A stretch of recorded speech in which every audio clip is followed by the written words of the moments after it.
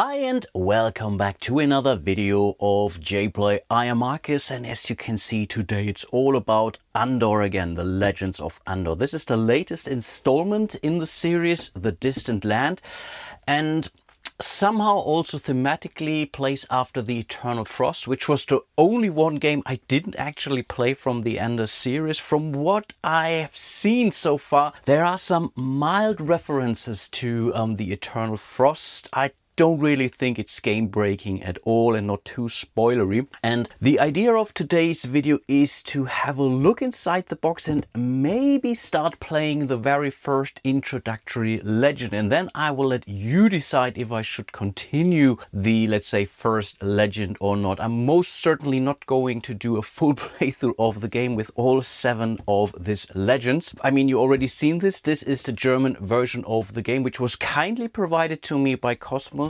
as a review copy, so thanks so much for that. I think there is no English version out there yet. I could imagine there will be some coming, so I will have to do some translations on the go. I have prepared some of the stuffs already, so I am not completely lost and searching for words and whatnot. And maybe I will also nice things up a little bit in post-production or so. But again, let's have a quick look inside the box, because again, ultimately it is really a very standard Andor. Again, you have the legends drive the narrative. So yes, there will be spoilers, of course, but then again, are a lot of elements in the game which randomizes, let's say, certain things with some of these event cards, for example. So I think the game to a good amount is replayable, at least a couple of times, especially if you're introducing new players to the game. You simply take yourself out a little bit. If you know the game, let them do the stuff. You will master them through or guide them through. So I think overall Andor is really a very nicely done, adventure kind of game. These are already the cards for the very first legends. I had a quick look at some of those, not all of those, so I will be surprised as well. I think mainly the introductory scenarios here, or the introductory cards here. This is, I believe, that's the let's start playing thing, which Andor was famous for, actually. They really came out with a very small set of rules. I think you basically have to read this page and this page, and at this point you can already start playing the game. Then you have to reference things every now and then. And for entirely new players, this is a blessing. For everyone else, I think it's a blessing in disguise, actually, because if you really know the game then and simply want something, hey, can't you simply provide a normal set of rules for, let's say, someone with a lot of more experience? That's a little bit tricky. There are setup cards for experienced players, and if you basically start playing the game as of Legend 2, for example, there are things that will remind you. But that's the only one complaint I had about Andor all along the series, is the lack of a very normal set of rules, actually. But again, that's me crying on a very high level. These are all the other legends. We are not even looking at those, or part of the other legends here.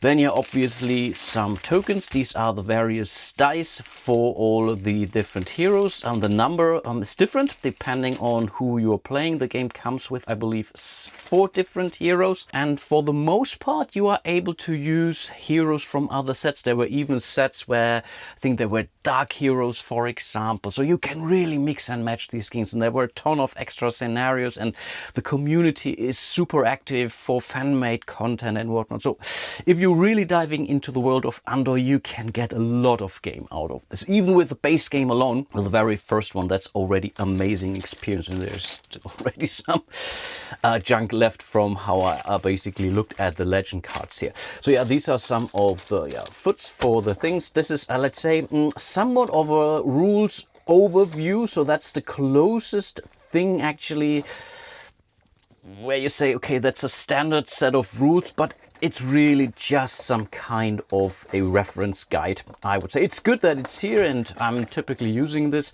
relatively often. Here are some more of the legends, so you really get a ton of content. But again, there are 7 legends here in the box. These are typically the event cards, I believe. We are not looking what those do, and I'm relatively certain in the very first legends they might not even be a part of this, actually. Yeah, silicate, of course, some more bags. I know that sustainability is a huge theme in the board game world, but honestly, I do appreciate the average plastic bag here because I typically use those until they completely transpire, actually. And I'm really having a hard time sometimes with these paper boxes and whatnot. Yeah, well, then we have the first punch boards here. So these are the new heroes. And I believe Tenaya might be even one of those heroes that you get. I could be wrong though, actually, with one of the Andor Junior expansions. At least she looks awfully familiar, actually. Arvida, she's a healer. As usual, they come both in male and female sides. So that's cool. And you have also individual standees. So definitely nicely done. Grant, he's one of those other heroes. I think he is the closest to, what was the original name? Gore? No, not Gore. Gore are the both. Grom? I don't know. I keep forgetting who those are. So here we have, I believe, yeah, these are the standard Gores, obviously. Some tokens which you need to track stuff. These are some random tokens for some of the events or targets, coins. These are the Step Riders, I believe, or Step Rider. I think this is even one of the heroes. Yeah, I think so. It must be. Yeah, here he is. Exactly. Raj, the Step Rider. Some more of these creatures. We have Falcon here, we have a bow, we have a scimitar, I believe, more bows, and basically a lot of stuff. This is most certainly one of those NPCs that will appear throughout the game, looking glasses. These are things, if you know Andor, then yeah, you have stumbled upon a lot of these things here. The equipment board, and I think on the back side exactly there's the battle board, which I definitely need. These are things for the introductory game. We might be seeing those. More punch boards. These are fog tiles, I believe. So there's random stuff on the back side, so you can find stuff. Basically, I think these are all, spider may not be so good. You find a lot of stuff under these boards, and wow, yeah, this is already highly spoilery stuff. I mean, this thing is massive. This is my hand. This is the monster we might be seeing. And then I think, yeah, last but not least, we have the player board, which is typically massive in an Andor world. And this one here, ooh, okay, this may be something I shouldn't even show to you. This is already part, ooh, let's quickly put this away. That's really one of the things. There are a lot of spoilers in this game when you are revealing some of these event cards or legend cards and whatnot. And this board is also double-sided. I believe there is its side with a lake or so. Yeah, this one here, I think this is something that's really beautiful artwork. I mean, Michael Menzel, he knows his stuff for sure. Yeah, this is really looking gorgeous. And when I look at this, I immediately am drawn to the world of Andor again. I think we will not see this side of the map for quite a while. And yeah, that's basically what you get with the world of Andor. Again, it's some kind of a campaign in a box, basically, which oftentimes you will not be able to achieve the goal for, let's say, the more advanced legends with the first go. If you are better than me, maybe you are, but typically, and I know this from the first 2 installments or so, at the latest, as of Legend 3 or maybe 4, things are getting definitely challenging enough to keep you busy for a while. And this is then where, yeah, when you replay, let's say, Legend 3, and you know with Legend card B or C something very particular happens, you can prepare for this. So yeah, that is kind of the Andor experience. And this is also the second complaint about this. I would love to have Andor more sandbox. So far I didn't really see, maybe there is fan-made content out of this which makes the game more sandboxy, because from the components you get, this is so huge. With when you add up all the expansions, I'm relatively certain you can come up with an awesome RPG sandbox kind of game. Maybe something I will have to look at some point in time. But anyway, it's really a great experience. And I think, let me set up the board, let me punch out some of these components here and maybe navigate you to, I don't know, 1, 2, 3 game turns or so, just to see how things go, just in case you were living under a rock and never have seen Andor in action. Okay, and here we are. This is the setup for a 4-player game, but you are completely free to do this with just 2 players. I personally think the more the merrier, and because you're not dealing with tons of different items and special abilities and whatnot, you can relatively safely play this with all 4 heroes. So we have a 2-player game, everyone can easily control 2 heroes, but you can also fully enjoy this game at just 2 players. So basically we have all our heroes. I simply use the sites that were suggested from the rules basically. So up here we have Grant, a mountain warrior of Griffin Rock. Here we have Avida the healer, and also Tenaya. I think she's the master of fire. And last but not least we have Raj, rider of the steppe. The quick start guide explains us how we're walking, how we are, let's say, spending our energy and our time or whatnot, but I think that is clear. I will cover that when we get there. We are now already good to go. We will start with the first legend, and the first legend cards the true master on A1. And yeah, we will do some reading here. After overcoming the eternal cold, the heroes of Andor return to the homeland. All of them? No. The Guardian of Fire had fallen in love with the steppes. Here she experienced spring for first time in her life. During this time she made friends with members of all 3 tribes. Together they protected the people of the steppe. That morning they would set off for the great tent city, Tranok. Her former comrade in arms and new chief of the Yetohe had summoned her. But first they had to complete a few tasks. In this part of the introductory game, the hero have to complete 4 tasks before we are actually beginning our adventure. And the tasks are outlined here as follows. First of all, a hero must buy a strength point from the merchant. That's on field 209, and this requires 2 gold, and we get the gold from space 444. Second, a hero must attempt a well. Second, a hero must empty a well. Maybe I should do the proper reading here. That's on space 407. This is all very standard Andor stuff here. Then we have a third task.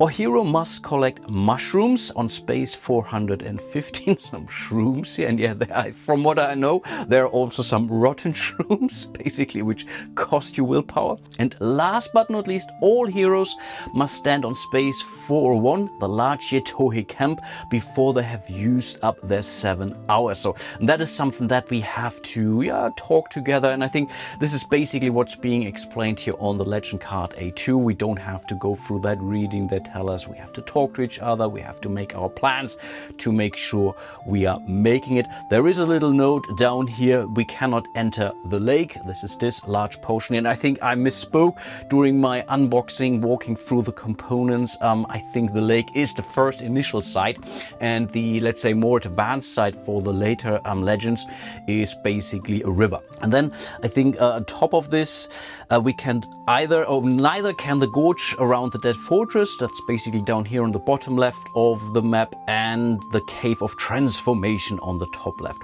We can't enter both of those. This is our starting point. Tenaya, I think she has the highest rank, that's why she will go first.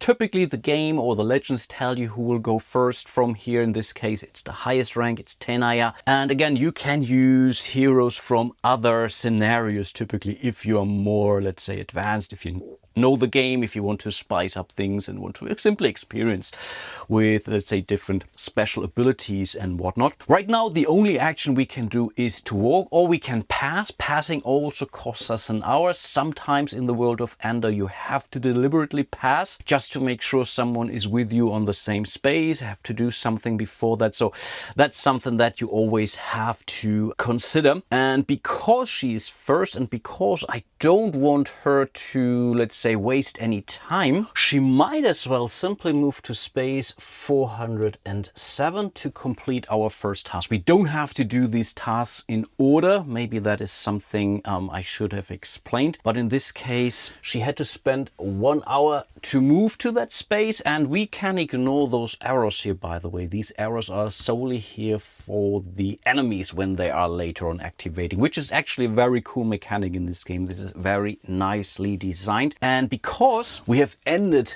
our journey on one of these blue tiles, we can immediately resolve it. So in this case we will flip it over, we will gain 3 willpower for that. So this vel is now depleted for the day, but therefore Tenaya gets 1, 2, 3 more willpower. And willpower is pretty much your life points. You can't really die in this game, so you will never be out or so. Just terrible stuff will happen when you are basically defeated, going down to 0 willpower. But the willpower also tells you how, let's say, mighty you are. So because she's now here on the 3rd row, she would be rolling 3 dice instead of 2 when she is going into combat. It's still only a 6-sided die, so you can't really roll higher than a 6, but you are increasing the chances of rolling a higher number, similar to a game like Risk, for example. But cool, we were able to check off the first task here, and apologies for the German card here, but I think you still have the idea. Next, I believe we are moving Grand 1, 2, 3 spaces to those mushrooms, so we have to spend 1, 2,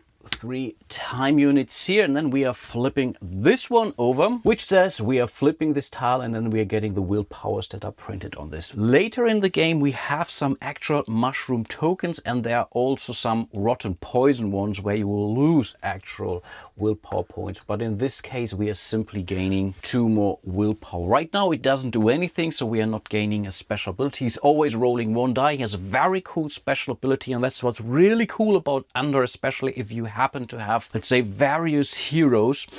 They all play really differently. They all have their special strength, not really weaknesses, but that is really something where you can spice up the game quite well here. But ultimately he has an awful lot of willpower. His maximum willpower is 20, whereas Tenaya only has 14, so obviously he's more of the fighter type. But this also means that we have completed our second task here. Hero must gather mushrooms. We just did that. And in case you're wondering, if you are a truly experienced Andor veteran, there is actually a card which allows you to skip all over these very initial things. So then you would basically start a little bit later, I believe on turn B on this narrator track here. This is basically our game clock here, and then certain things would have happened, so you really don't have to go through the hassle and really always go through these things, even though it's really ultra quick. Normally when playing this, it shouldn't take you more than, I don't know, 5 minutes or so. Okay, here I noticed I was cheating a little bit already in this very introductory game. Yes, you should play this in, let's say, a clockwise fashion. But again, because I'm just playing the introductory game, I was jumping in for.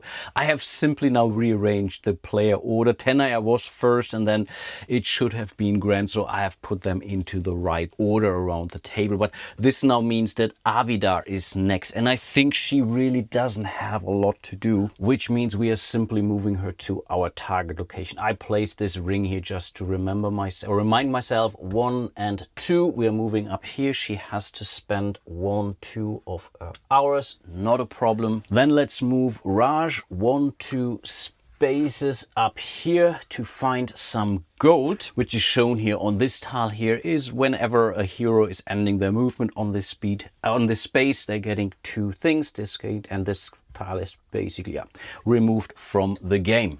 All the heroes can carry pretty much an unlimited amount of items. This also counts for gold. We need the gold for the last task on our list, but now it's back to Tenaya, and I believe she will simply spend 1 hour to move also here to the camp. Back to Grend, he's moving also 1, 2, 3 spaces here to the camp. 1, 2 and 3. Then it's Avida. I think Avida simply has to pass because she's already where she needs to be. Raj is moving 1, 2 spaces here to the trader, so he has to spend 2 of his hours. And right now the only thing that we can do with this trader here is to buy us a strength point. So we are spending our 2 coins. I think this stays here because we can in theory use it again. But of course, let's not forget that we have bought ourselves a strength point. I think we are actually starting on 1, so that should be in theory 2. I believe there might be a reset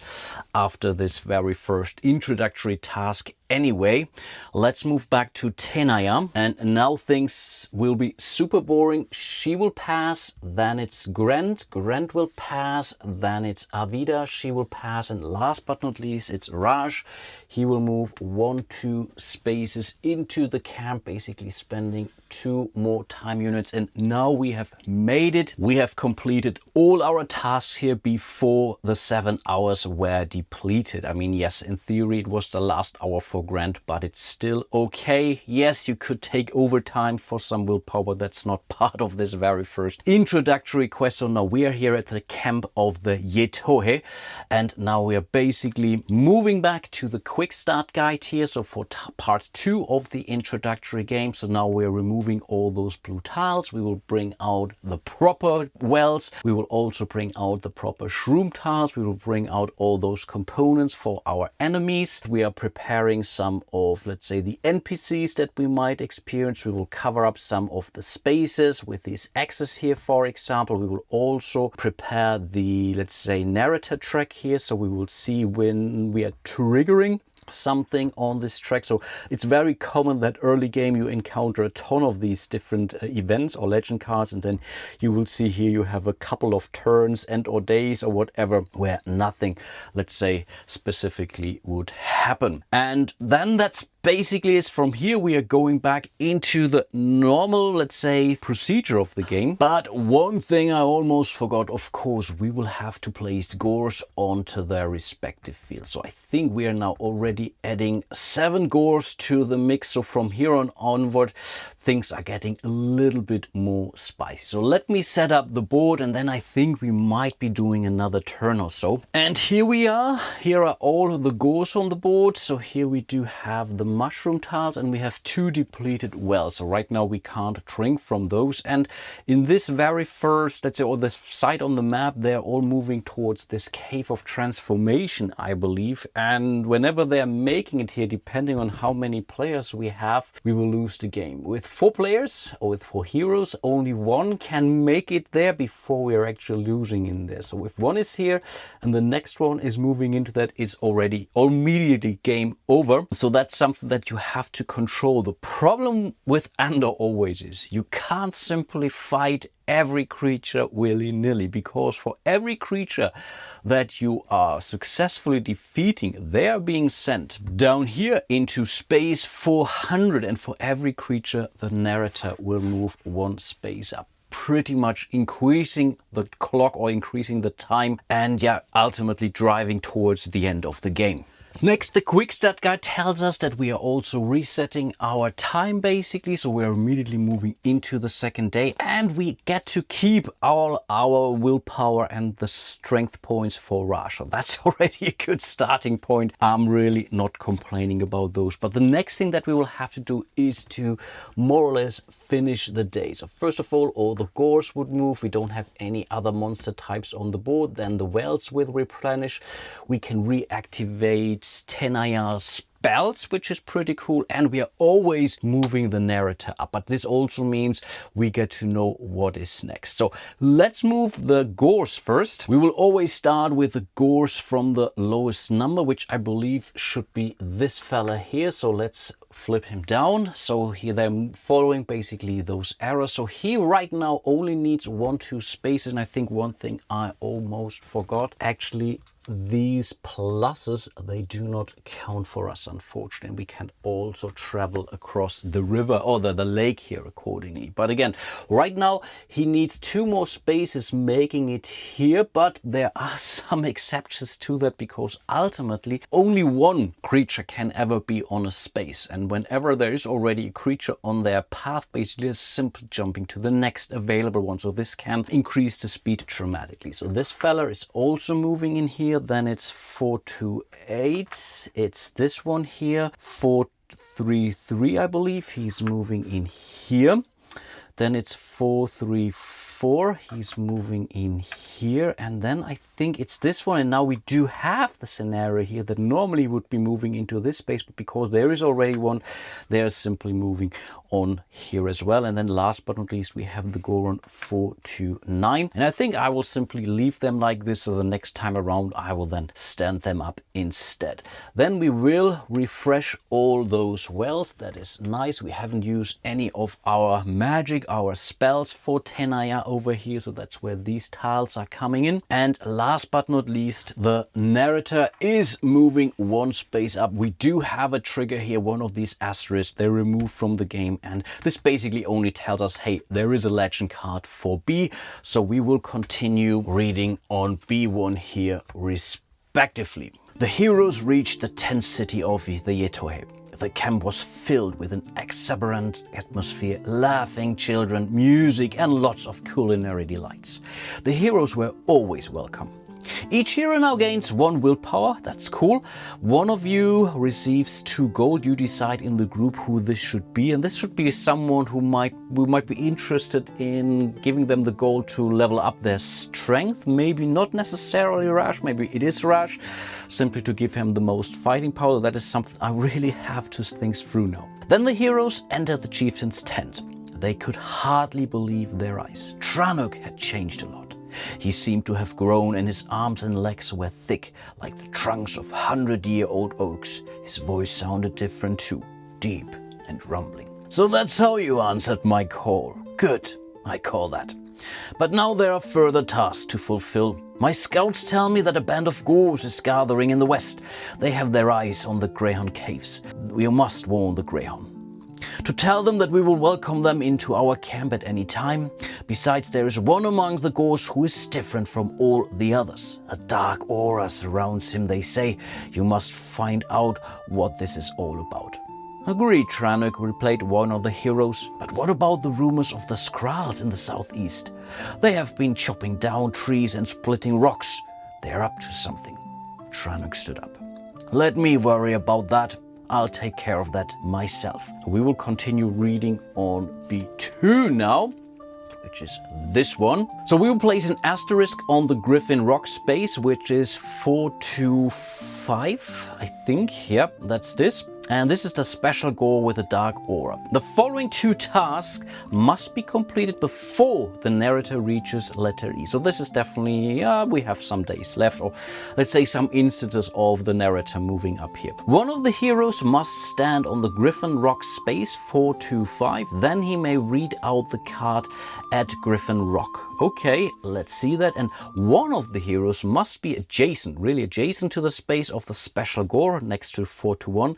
And they may then read out the card, the Dark Aura. Fields that are containing creatures can be safely entered and passed. So we basically trigger a battle, never the creatures. That is definitely helpful. And from now on, a hero always chooses between the 2 options on their turn. It's either run or fight when they are next to one of these creatures. And to attack a creature, the hero must be standing on the same space. And yeah, we will have instructions for those on our battle board here, so no need to go through that into detail. But there is also a third task down here. You must prevent that too many creatures from entering the Greyhound cave. So this is the cave of transformation, or the hero with the lowest rank star. So now let's say, who might this be? I believe it's actually Avida. She will go first. So let's place her disc onto the rooster space here. And again, from there on, we will play in a clockwise order and we'll basically start our next day. Of course, let's not forget to place our special gore with a Dark Aura here onto space 440. So right now, I think we will also place him, more or less flipped over, so we know that we have to move. And you will simply move like a normal gore, I believe at least. And yeah, we will have to perform all 3 tasks or only the 2 tasks. Yeah, apparently only these 2 tasks we have to achieve before the narrator reaches the letter E, basically. Okay. Before we get started, I think I will give the 2 coins to Raj, because he was the one who started the game with 1 extra strength point. And I think for now I want 1 stronger hero. You can later on fight together against those scores or other meaner creatures. But I think with 3 strength points, in theory, he might be even able to take out one of these scores on his own, but it's still difficult enough. You're still rolling dice, and if you're watching my channel, you know that I suck at that. So then let's start with Avida. I think with her first action, she will simply move onto this space with a well. She will drink from that well, so this will cost her 1 time, and this will ultimately give her 3 more willpower. 1, 2, 3. She might actually need this to make it to space 425. Basically this one here, this will allow us to read the card at Griffin Rock, if I recall that correctly. And yeah, down here are this. What was the third one? Yeah, we basically have to make sure they're not making it onto the space. That much is clear. Okay, then it's Raj. He will spend 2 hours to move back to the merchant. There he will spend his 2 coins. Right now in this very first legend, the only thing that you can acquire there are strength points. Later on, you will have all sorts of things that you can buy there, especially a bow or things like that. But he does have a bow actually, so he can already fight someone adjacent, which is cool. Not sure if I should place a bow next to him. It's simply says on this player board. But that's already the turn of Raj done, and next it's Tenaya. And now the puzzle aspect on this game kicks in. You have to basically count through how long you can afford that these guys will move forward here. For example, we know that this guy is moving here, this guy is moving here. So I think neither of those can make it into the Griffin Rock or whatever it is. Similarly here, I believe he even needs longer. But then the next time they will all move in here. They will simply, I think... for them, that's taking them a while, and they will also be, let's say, busy for quite a while. So honestly, right now, the only quote-unquote problematic ones are those 2, because he needs 1, 2, 3 steps to make it in, while these 2 need 1 and 2 steps to make it in. So I think we may need to wipe out at least one of them this turn, and maybe, or this day, let's put it like this, and another one maybe the next day. Because I'm always curious and I think we want to move west anyway, we will move 1, 2, 3 spaces over here with Tenaya. So she has to spend 3 hours. And yeah, she will simply eat those mushrooms. So we will flip them over and it's a good one. So we are gaining 2 more willpower, which is cool because you can use the willpower to spend extra time here. For every hour that you are spending beyond the 7th, you have to spend 2 willpower. That's really quite a lot actually. As for this mushroom, actually, I didn't have to immediately eat those actually. I could have left them here on this side and put them onto my player board and then at a later point in time flip them to see what they do. But again, I was simply curious, but I think those have been eaten now, so they are removed from this very first legend. I think maybe there are cards that bring them back, but right now I have eaten those. Then it's Grant, and I'm considering for Grant actually to directly move him to Griffin Rock over there. I think he could make it in theory. I could also debate if I first want to stop on this space here just to eat those. But there is one more positive and there is one negative for these mushrooms. But I still think because we are on our way there and there is no immediate rush, let's do that. So he's moving 1, 2, 3, 4 and 5, so this will cost him 5 hours already. And there I think does it matter right now actually? Let's keep them now. So I will place them onto his character board, simply not eating them. I think right now we don't need them, but I don't know. I will simply leave them where they are. Okay, so everyone was already active. So next it's Avida. And for Avida, yeah, she was drinking. So she has some willpower actually to maybe make it down here towards this guy. Is this what we should be doing? On the other hand, she could actually also make it to this well and then down here. Or we are simply saying he will move closer to us anyway. I think we have time actually. That is rough. Should we already do a combat this round? And I think we should, simply just to show things to you, make it a little bit more interesting. So we are moving 1, 2, 3, 4, 5 spaces over to this space. So It's basically over here. And again, we don't have to fight. And if you want to fight, you have to wait anyway until it's your turn again before you can spend any time and whatnot. So I think right now she was moving in there. And then it's Raj. And Raj is our fighter, right? Oh, I forgot. He was basically getting a third strength point actually. So maybe that's what we should be doing. So he will move also to that space. 1, 2, 3, 4, 5 and 6. Wait a second. Wait a second. This will already cost him extra time. So I think instead of moving her here, let's move her here with her 7th hour for her last hour of the day. We don't need to spend it right away, I believe. I think we are still okay. Again, I haven't played this scenario before, and it's really this puzzle aspect. Some hate it, some love it. So it's really not your average RPG where you're simply moving there, rolling a couple of dice and hope for the best. No, you really have to sort it out, because otherwise you will either be swarmed by those scores or you're simply running out of time relatively quickly. So it's really more of a Euro where you are still rolling some dice. Yeah, I think let's do that instead, which then also means that we are not going to have Raj spend any extra time. 1, 2, 3, 4, 5. So this, we can move him here without spending any extra willpower. This would cost him, to move him basically also here would cost him 4 more willpower. And right now I'm not willing to spend that. So no, we are simply moving him here for now. So he's also at 7 hours that he spent. It's really a very short working days, my friends.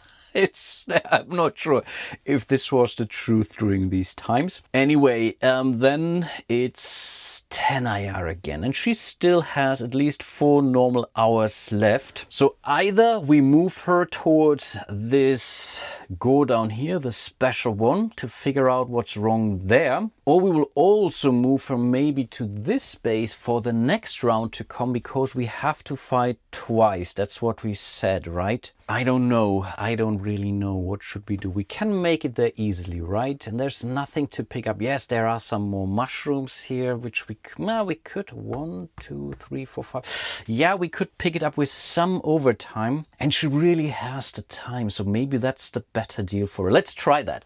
So she's moving 1, 2, 3, 4, and 5 in here. So 1, 2, 3, 4, and because she has to make overtime, she will have to spend 2 willpower. But right now we are still on the 3rd row here, which means she is still rolling 3 dice. And of course she's still carrying this one here, and I think I'm tempted to pick it up again. No, let's not pick it up right now. For now we will simply gather. We pick it up, but we will not eat it. That's basically what I'm trying to say. Let's do it this way. Yes. For Grant, we had a special job, so he's moving 1, 2 spaces to Griffin Rock. So this will cost him also his 2 remaining hours. And yeah, here we will simply do some reading. So we will remove this asterisk and we'll read at Griffin Rock. First of all, we are told to remove the little asterisk from space 425. The hero reached the holy Griffin Rock. Apex, the leader of the Greyhound, approached him, the silver griffin crown on his head. "What do you want here? Get out of here. We have enough worries." The hero delivered Tranuk's warning. "Let the Buffalo Lord take care of his own tribe. My archers are defending Griffin Rock all by themselves. All he really wants is for me to give him the Griffin crown or our most sacred treasure. But that will never happen. I rule here, Apex, the heir of the Griffin." The hero withdrew, but he knew that the Greyhound were no match for the onslaught of creatures. They need the hero's help, even if Apex was too proud to admit it. Okay, so now we are removing the 3 red X's from the strength point symbols on the spaces 4 to 1, 4 to 2, 4 to 6. From now on, a hero who attacks a creature standing on one of these spaces has 2 additional strength points. Are you kidding me? That is, of course, huge. And yeah, I mean, this is thematically so making sense. I believe this tribe is now somewhat helping us and we are taking advantage here of the surroundings. And that was our plan all along. And this is something I didn't really read in detail, actually. I know I did the translation, but I really didn't read it. Wow, nice. That is really, really nice. So we know what's happening there and we know how we can continue. Cool. Then it's Avida, and I think she will simply end her day, which means we're putting this on the starting space for the next day, which I believe even works in our favor. Yeah, I think this is actually quite okay. Then it's Raj. For Raj, we will do the same. He will simply move in here. Then it's Tenaya. She will also take a break. I think we are not spending any more time. And last but not least, it's Grant again. So we have successfully, quote unquote, finished our day. Let's completely go through the end of day cycle again. So again, the ghost will move, the one well will replenish, and we could reactivate a spell, but we haven't used the spells. Something I might be doing a little bit later, but for now move. So he's moving in here. He's moving in here. Again, they're not attacking us in any way. They're simply here. Then it's 427, 430, 428. I believe, 429. Okay, this was wrong, but it doesn't really matter too much. And this fella is simply moving one space up here. And it's really nice that we can place these little asterisks here, that they have this little space where we can put them. Let's replenish the well. I think we can also remove this ring. Actually, we know what this is. And then the narrator will move one space up. We are removing this little asterisk here, which also means we have to read legend card C. When a creature enters the caverns of Greyhorn, so I think these are whatever. It is immediately placed on a shield. The legend is lost if there is no free shield for a creature entering the caves. Makes sense. The number of shields depends on the number of heroes. And again, with 4 heroes, players may only, I think I already explained that. So we can let one of these creatures enter. And sometimes it's simply a deliberate choice where you say, that is fine, we can suck that one up. But from now on onward, we have to do better. Although the heroes belonged to different tribes, or even came from the far north like Tenaya, they knew that they would be stronger together. If several heroes now, though basically we are being explained how the, let's say, combined fight works. With a creature on the field, they can fight together. The Stepper Rider can also fight from an adjacent field, which is cool. He doesn't need to be on that space. He can simply shoot his bow. That is cool. This makes them much stronger, and then they read the fight together card out loud. Yeah, I think we can do that. And then we have some additional rules here. A hero may place gold or mushrooms and other items in later legends on a space where he is standing, but not in passing. That is something you can't really pass things along while you're moving through. You really have to stop your movement, which again is part of that puzzle basically. And then it can be picked up by some of the same hero or another hero. In this way, 2 heroes that are standing then basically on the same space can exchange or give away any number of items and gold. So when you end them, there is already here, you can immediately pass it over to another hero, that is. But that's basically almost only a rules card. The next one will be on E, so that's 2 spaces away with a narrator. Now it's Avida's turn, and I think it really didn't pay off as much as I wanted it to be, actually, because she would love to initiate the fight, but even with a +2, I don't think she is equipped to take out that gore, actually. So what she will do, she will pass. She will simply wait an hour here, more or less preparing her battle plans and whatnot, but that is that. Then after Avida, it's Raj, and Raj will simply move one space up here and will spend 1 time. From here on, with his bow, he can basically fight all the adjacent spaces. He can shoot into that space. Later on, I think we might want to take them out both. He can help here right now, and basically also over here. So I think a lot to do actually from this position. I really love Rush already because he can basically use his bow. And one thing I forgot, when he's moving, he can basically take another hero with him. And maybe that is something I may have already messed up. I believe I could have used this to our advantage, actually. I completely forgot about this. Tenaya still has a lot of movement, so she will basically drink this well here too, which will cost her 1 time. But this ultimately maximizes her willpower pool. And I think, again, she might really need that. As for Grant, he will simply move one space over here. They all only spend 1 hour right now, just to prepare for the next fight to come, maybe also together with Raj. He's really our tank in this scenario. Now it's back to Avida, who wants to take out this Gore over here. This Gore is in a good position for us. We are getting a +2. I think every hero gets the +2 here, so we might be taking this fella out relatively easily. But again, even with that +2, I think we want to fight together. So in theory, we are flipping this over. It's telling us from points 1 to 6 how it works. Let me explain that to you. First of all heroes that will participate in this fight have to spend 1 hour. Well, in this case, that's Avida, and in this case, that's also Rush. He will join. He can join the fight again because of his bow. Then we are adding the strength points from all the heroes together. So he has 3 strength points. He's not getting the +2, unfortunately, but she does. So she now has a 3 + 3. So we have in total 6 strength points. And now we can check basically what the strength table down here is doing. So we know we are fighting a Gore who has basically 2 strength points. We are gaining 2 gold or 2 willpower. We can basically choose a little bit later when we are successful.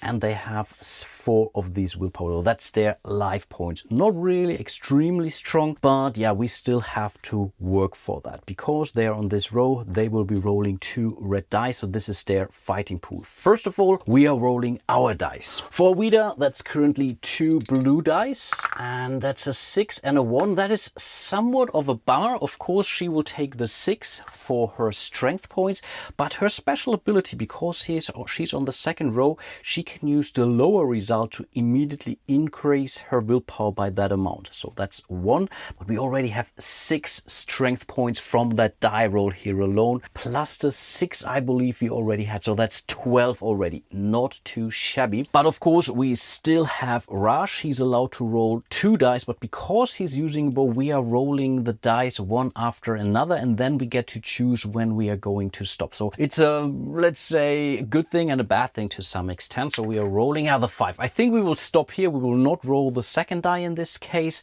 So a 5 is pretty good. So in total, we are currently dealing 11 plus 6 points worth of damage. That's 17 points. He's now rolling his 2 dice.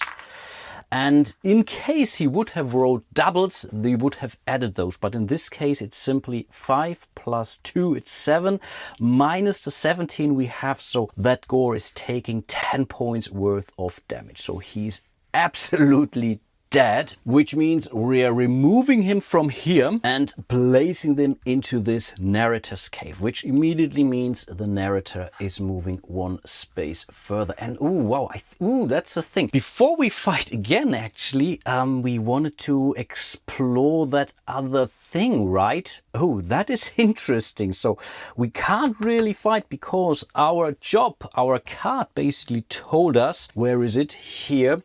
We have to do that before the narrator is reaching letter E. So he's 1 space away here actually. But I think we have to pass another round or so. Let's see. But of course, because we have successfully defeated that Gore, we either get 2 gold or 2 willpower, or we can mix and match, so 1 gold and 1 willpower, but we have to distribute those among the heroes. I'm not sure if I will be able to travel back to the merchant, so I am inclined giving those 2 willpower points to Raj, 1 and 2, because from now on onward he can roll 3 dice in a row, or up to 3 dice basically. And again, he's our tank and he will have another fight together with Grant, I believe. Yeah, let's do that. Next, it's Raj, and I think he will simply move 1 space further, though it's still his turn. Avida initiated that combat. He doesn't need to be here, but still he would gain the bonus here, the +2. So I think ultimately we could simply leave him here, but he can also fight adjacent from that space. So maybe that's the better deal. Maybe that's where I should have moved him before, actually. Whatever. So let's do that. We have paid the time exactly. Then it's 10 AI. And I think, of course, before we are fighting, we want to explore the dark aura thing. We have to be adjacent to that fella, which I think is okay. So we are moving 1, 2 spaces down here, so this will cost her 2 time units. But now we can read the dark aura, so let's do that. The hero observed the Gore, who was said to be surrounded by a particularly dark aura. A repulsive creature, isn't he? A familiar voice rang out. Now place the bluish figure Orieven on the field where the hero is currently standing. So I think this is now actually a callback to the Eternal Frost. I could be wrong, though. I think this is his figure actually. The hero recognized the ancient wizard whose spirit stood before him, perhaps the most powerful wizard that had ever existed. And it was he who had tormented the people of the steppe with the eternal cold. Yeah, exactly. When they finally put a stop to him, he justified the freezing of everyone by saying that he had also frozen the creatures, fiends, monsters, and worse. In his twisted world, it was a mercy to protect the world from itself in this way. Is this your doing? Have you bewitched this Gore? Asked the hero. No, look, there's nothing special about this Gore at all. But the dark aura, what about it?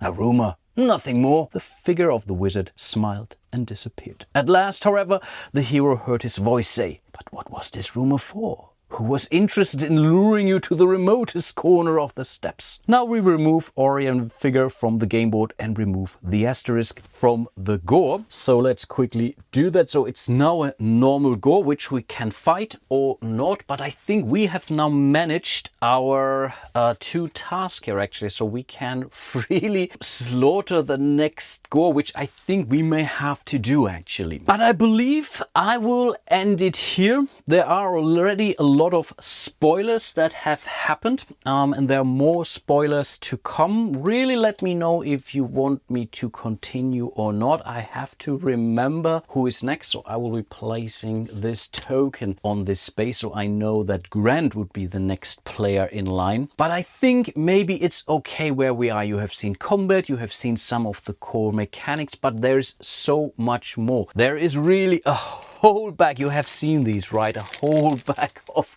different creatures and things to explore. We haven't even opened the cards for these event cards, because on the backside of these cards, all these creatures are then, I think, activated in a more random fashion, which really already, that's what I read now, makes this game a little bit more sandboxy for my liking. And that's really cool. I'm really looking forward to that, playing this game normally. And again, a lot of other things to explore. Again, we haven't looked at those equipment tiles and whatnot. We haven't used any of our special abilities. Ultimately, really a lot more to explore, but you should have a fair understanding of what Andor has to offer, especially this installment of the series. And yeah, with that being said, before I forget, a huge shout out to all of my patrons and channel members. You guys are truly amazing. Can't tell you how much I appreciate all your support. So if you want to support me, go check out my Patreon. There will be a link below the video and it's popping up somewhere here. Directly join me here on YouTube,